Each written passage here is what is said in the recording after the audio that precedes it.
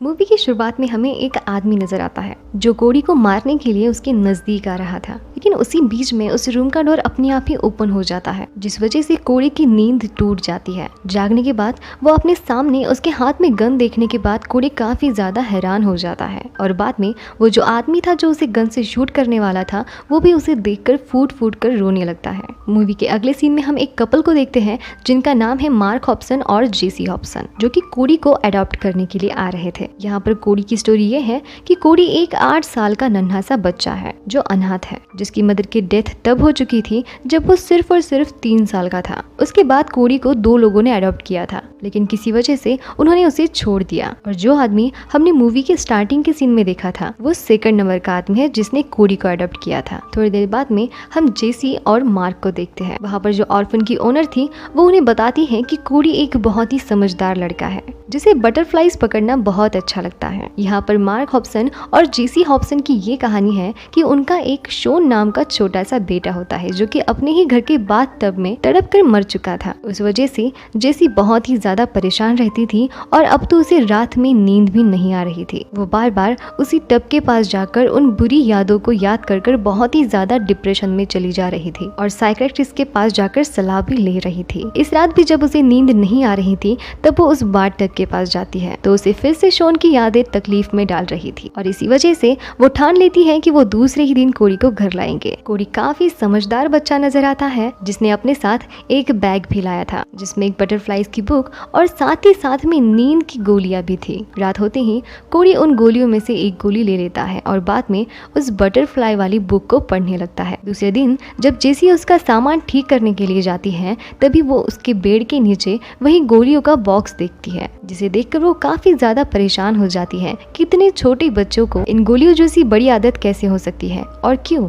तभी वो रात होते ही उसे उस बारे में बात करने के लिए आती है तो जेसी इस बार उसे पूछती है कि तुम गोलियां क्यों लेते हो। उस पर कोड़ी उसे बताता है कि उसे सोना पसंद नहीं है क्योंकि जब वो सोता है तब द कैंकर मैन आता है और वो लोगों को खा जाता है। साथ ही साथ में वो ये भी बताता है कि उसी ने उसकी मदर को भी मार डाला। उसे समझाने के लिए जेसी उसे एक कहानी बताने लगती है कि जब वो छोटी सी थी तब उसे लगता था कि एक चुड़ैल है जो उसकी खिड़की पर रोज आकर नाखून मारती है, लेकिन वो एक महज पेड़ था जो दिन ब दिन बड़ा होते जा रहा था। उसकी टहनियां हवा की वजह से उस खिड़की को छूने लगती थी। जब उसे पता चला कि वो पेड़ है उसके बाद वो चुड़ैल कभी नहीं आई। वो उसे बताती है कि कभी कभी डरावनी चीजें चली जाती है जब हम उसे समझने लगते हैं। अगले सीन में हम मार्क और जेसी को टीवी के सामने देखते हैं जो आराम कर रहे थे। तभी उनके सामने वहाँ पर काफी सारी बटरफ्लाइज आ जाती हैं और अचानक से थोड़ी देर में वो गायब भी हो जाती हैं। अगली रात जेसी को फिर से नींद नहीं आ रही थी, उस वजह से जेसी नींद की गोलियां लेने जाती है। तभी हमें उसके पीछे इस बार शोन नजर आता है। अगले ही पल में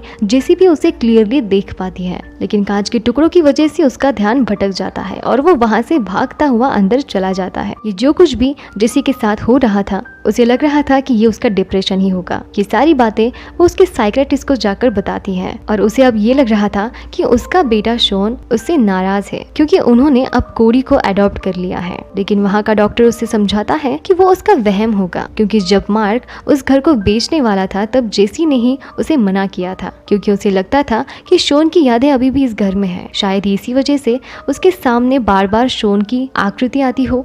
दूसरे दिन हमें कोड़ी उसके क्लासरूम में नजर आता है। वो अपनी एक फ्रेंड एनी से बात कर रहा था। शाम होते ही कोड़ी शॉन की एक पिक्चर देखकर उनसे सवाल करने लगता है कि वो कौन है। तभी मार्क और जेसी उसे बताते हैं कि वो उनका बेटा है जो अभी गुजर चुका है। बाद में उन दोनों को ऐसा फील होता है कि कोड़ी को इस वजह से बुरा तो नहीं लगा होगा, उस वजह से वो उसे समझाकर सुला देते हैं। अगली रात मार्क फिर से टीवी देख रहा था। तभी उसके हाथ पर फिर से एक बटरफ्लाई आ जाता है और उसी के साथ उन्हें वहाँ पर शोन भी नजर आता है जिसे वो दोनों भी देखते रह जाते हैं। वो दोनों भी उसे महसूस कर पा रहे थे और जब जेसी उसे गले लगाती है तभी कोड़ी जग जाता है और तभी शोन भी गायब हो जाता है। तभी वहाँ पर कोड़ी आकर उन्हें सॉरी बोलकर चला जाता है। मतलब ये कोड़ी के सपनों की वजह से हो रहा था। उसके सोने से पहले उन दोनों ने शोन के बारे में उसे बताया था, उस वजह से उसके सपने में शोन आया और जब वो जाग गया उसी सपने के साथ शोन भी गायब हो गया। और जेसी ये सब कुछ अब ऑब्जर्व कर रही थी और अब वो समझ चुकी थी कि उसके बेटे से वो कोड़ी के सपनों की वजह से ही मिल सकती थी, उसे महसूस कर सकती थी और इसीलिए वो कोरी को फिर से शॉन के कुछ वीडियोस दिखाती है ताकि आज रात उसके सपने में फिर से शॉन आए और वो उसे सुलाकर शॉन का वेट कर रही थी। तभी वहाँ पर काफी सारे बटरफ्लाइज आ जाते हैं जिसे देखकर काफी ज्यादा उसे अच्छा भी लगता है और तभी वहाँ पर शॉन उन्हें नजर आता है और जेसी उस वजह से काफी ज्यादा खुश हो जाती है। जब मार्क इस बार उसे कोरी कहकर पुकारता है तभी हमें उन बटरफ्लाइज का द कैंकर मैन बनता हुआ नजर आता है और वो कोरी को जाकर जगाता है जिस वजह से उसकी नींद खुल जाती है और तब तक शॉन भी उसके सपने के साथ चला जा चुका था। अगले ही दिन जेसी उसके घर में शॉन की सारी यादें ऊपर निकालती है, यानी कि उसके सारे फोटोज को ऊपर निकालती है जो उन्होंने मिटा दी थी, लेकिन वो चाहती थी कि कोरी को उस वजह से उसके वाइब्स आए ताकि वो शॉन से मिल सके और अब इस वजह से मार्क को काफी ज्यादा गुस्सा आ जाता है। वो उन सारी यादों को फिर से अंदर रखता है क्योंकि उसे लग रहा था कि जिसे हम शॉन समझ रहे हैं और जो कोरी के सपनों की वजह से हमें दिखाई दे रहा है वो बहुत ज्यादा गलत है। हम कोरी का इस्तेमाल कर रहे हैं और ये मुझे बिल्कुल भी सही नहीं लगता, जिस वजह से उन दोनों में थोड़ा बहुत झगड़ा भी हो जाता है। लेकिन जेसी अब तक शॉन का वेट कर रही थी, लेकिन कोरी उस रात नींद की गोलियां लेता है ताकि वो द कैंकर मैन से दूर रह सके, जिससे वो काफी ज्यादा डरता था और उस वजह से आज जेसी को उसका शॉन नजर नहीं आता। दूसरे दिन जब कोरी स्कूल में जाता है तो उसे उसके स्कूल के कुछ दोस्त बुरा बर्ताव करते हैं, उस वजह से उनका थोड़ा बहुत झगड़ा भी हो जाता है और जब वो क्लासरूम में बैठा था तो उसे कल रात की नींद आ रही थी। वो ना सो सके इसीलिए खुद को वो नोचने लगता है। जब ये सब कुछ एन देख रही थी तभी वो जाकर टीचर को बताती है और कोरी टीचर से रेस्ट करने के लिए परमिशन मांगकर थोड़ी सी देर में सो जाता है। और अब हमें फिर से उसके पास वही लड़का नजर आता है जिसने उसके साथ अभी भी झगड़ा किया था, लेकिन तभी उस लड़के को साइड के टेबल पर ही शॉन नजर आता है। मतलब ये सब कुछ कोरी का सपना है जो शुरू हो चुका था और तभी उसके पीछे से हमें द कैंकर मैन नजर आता है जो उस पर हमला बोल देता है। लेकिन एन भी ये सब कुछ देख रही थी जिस वजह से वो काफी ज्यादा चिल्लाती है, जिस वजह से कोरी की नींद टूट जाती है। अब वो लड़का जिस पर कैंकर मैन ने अटैक किया था वो गायब हो चुका था, जिस वजह से वहां पर पुलिस आ चुकी थी और कोरी काफी ज्यादा डर रहा था क्योंकि सिर्फ और सिर्फ उसे ही पता है कि उसे द कैंकर मैन खा गया और जिसे द कैंकर मैन ले जाता है वो कभी भी इस दुनिया में वापस लौट कर नहीं आता। और उसी वजह से वो इस रात भी गोलियां लेकर बटरफ्लाइज की बुक पढ़ने लगता है। लेकिन तभी उसे उसके बेड पर वही गुम हुआ सा लड़का मिलता है जो बहुत ही ज्यादा डरावना लग रहा था। अगले ही पल में वो लड़का उसके बेड के नीचे से आ जाता है और दूसरी तरफ जेसी को शॉन नजर आता है जो चिल्लाते हुए बोल रहा था कि अभी तक मैं जाग रहा हूँ। और उसी वक्त जेसी को कोरी की आवाज आती है, वो भी यही बोल रहा था और उसके पैरों पर और उस लड़के ने उसे जो जख्मी किया था तो उसके नाखून के निशान भी उसे नजर आते हैं और उसकी ड्रेसिंग करने के लिए जेसी तुरंत हॉस्पिटल में चली जाती है। दूसरे दिन उनके घर पर डिटेक्टिव और पुलिस आ जाती है। शायद ही एन ने उसके सामने जो कुछ भी हुआ था वो उसे बता दिया हो, जिस वजह से कोरी को भी काफी ज्यादा डर लग रहा था। अब रात को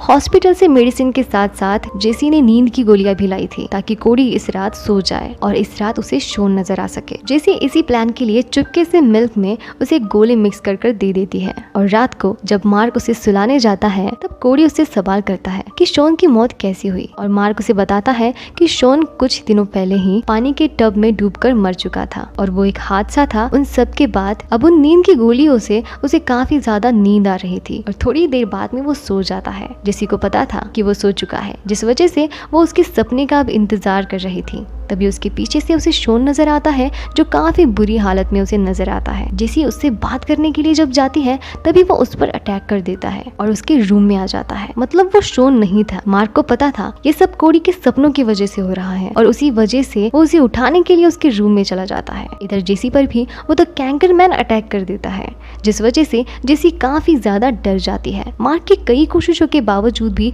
कोरी नहीं जग रहा था, लेकिन जेसी बताती है कि वो इतनी जल्दी नहीं उठेगा क्योंकि उसने उसे नींद की गोलियां दे रखी है। तभी वो द कैंकर मैन वहां पर भी पहुंच जाता है और वो मार्क को पकड़कर उसे भी ले जाता है। वो जेसी को भी मारने ही वाला था, लेकिन तभी कोरी की नींद टूट जाती है और वो खुद पुलिस को यहाँ पर बुलाता है क्योंकि वो बेहोश हो गई थी। दूसरे ही दिन हमें उनके घर पर पुलिस नजर आती है जो मार्क को ढूंढने की कोशिश कर रहे थे। वो कोरी से बात करने के लिए उसे कंट्रोल रूम में ले जाते हैं कि जेसी ने उसे उस रात नींद की गोलियां दी थी, जिस वजह से जेसी पर ही सब कुछ अब डाउट आ जाता है। अब जिस ऑर्फन की ओनर ने कोडी को उनके हाथ सौंपा था वही कोडी को लेकर चली जाती है, क्योंकि जेसी की इस हरकत के बाद उन लोगों को उस पर भरोसा नहीं था और साथ ही साथ में मार्क भी गायब था। मगर जेसी को मार्क के लिए कोडी से बात करना बहुत ज्यादा जरूरी था। अब उसे उसके सपनों के बारे में और उसके बारे में भी जानना था ताकि वो मार्क को वापस ला सके। लेकिन वो ऑर्फन की ओनर उस पर बहुत ही ज्यादा गुस्सा थी, जिस वजह से वो उसे वहाँ से निकाल देती है। जब जेसी उसे कुछ रिपोर्ट्स दिखाती है, उसे इससे पहले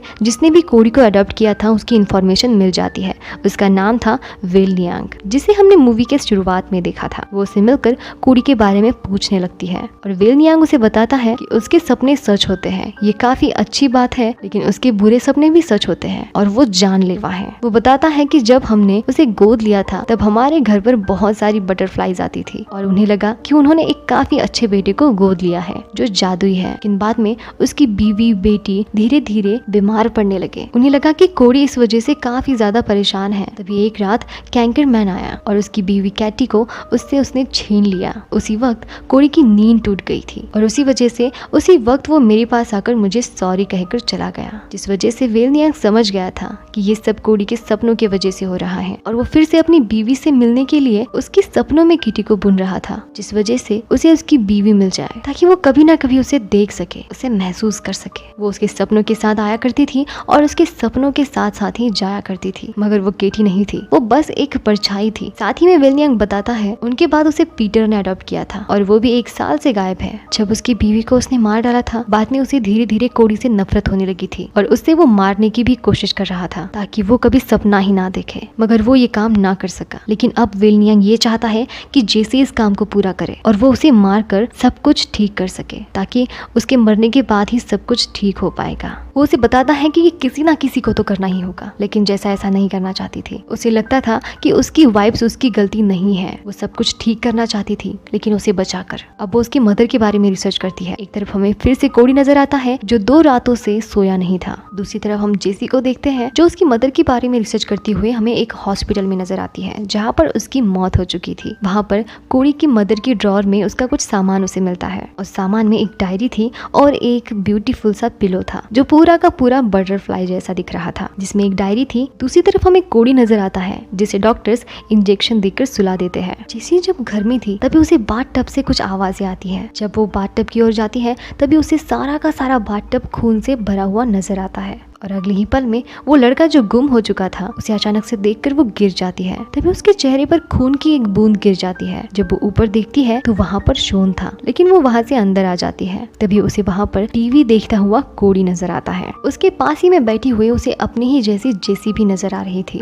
जो काफी ज्यादा डरावनी थी। वो कोडी का चेहरा बदलकर उसे शोन में बदल देती है और तभी उसके सामने उसे मार्क भी नजर आता है जिसकी आंखों से एक बटरफ्लाईज बाहर आ जाता है। अब जब वो उस रूम से बाहर आती है तो उसे उसके घर में काफी सारे बटरफ्लाईज नजर आते हैं। वो उसे गुजरती हुई जब एक रूम में पहुंच जाती है तभी उसे कोडी नजर आता है और अगले ही पल में द कैंकर मैन उस पर अटैक कर देता है और यहाँ पर जैसी बड़ी ही समझदारी के साथ उस बटरफ्लाई वाले पिलो को लेकर उसके सामने रखती है। तभी वो द कैंकर मैन शांत होकर कोडी में बदल जाता है और यहाँ पर जेसी उसे उठाकर ले जाती है। तभी वो वहाँ से सब कुछ आजाद हो जाते हैं जो वहाँ पर कैद थे। वो उसे बाद में उसकी मदर की डायरी भी देती है, लेकिन यहाँ पर जेसी कोडी को समझाती है कि बचपन में तुमने कैंसर की बजाय कैंकर सुन लिया और उस वजह से तुम्हारे सुपर पावर माइंड ने उसे सच में बदल दिया और तब से तुम अपने सपनों में द कैंकर मैन के बुरे सपने देखने लगे। और इस बार वो इन सारी बातों को अच्छी तरह से समझ जाता है। तभी उसे सुलाते वक्त कोडी को वो एक स्टोरी सुनाती है जिसमें वो उसे बताती है कि जो विल नियांग की बीवी है वो वापस आ चुकी है, जो बच्चा बदमाश है वो भी वापस आ चुका है जो कोडी से पहले झगड़ा किया करता था। साथ ही में वो बोलती है कि मार्क को भी उसका सबसे प्यारा गिफ्ट मिल गया और कोडी ये सब कुछ अपने सपने में देख लेता है और सब कुछ ठीक हो जाता है। मतलब उसकी पावर अच्छी थी, लेकिन कैंकर मैन की कॉन्सेप्ट ने ही उसे बुरे ख्यालों में कन्वर्ट कर रखा था, उसे डरावना बना दिया था। लेकिन जेसी अपनी हिम्मत से ये सब कुछ सॉर्ट आउट कर सब कुछ हैप्पी बना देती है और इसी के साथ ये मूवी यहीं पर एंड हो जाती है। अगर एक्सप्लेनेशन पसंद आया हो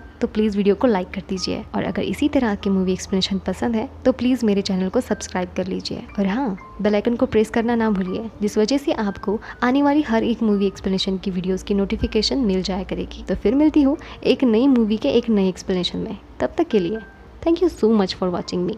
थैंक यू।